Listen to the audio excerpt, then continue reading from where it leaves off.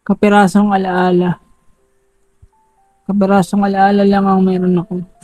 Tatandaan ko noon, bago tayo graduate, humiling ako sa Panginoon, sana makasama man lang kita. Kahit sa huling pagkakataon, yun lang.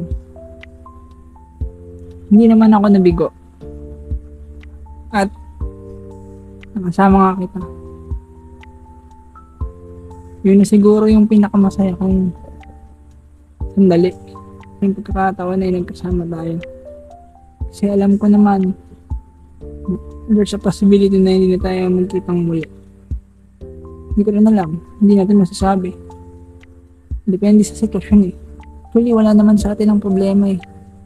Sa sitwasyon.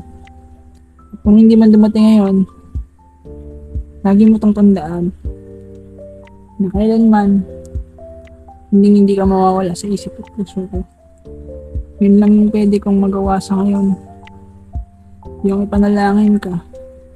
Sana nasa maayos ka at masaya ka. Kahit na hindi ako pinalad,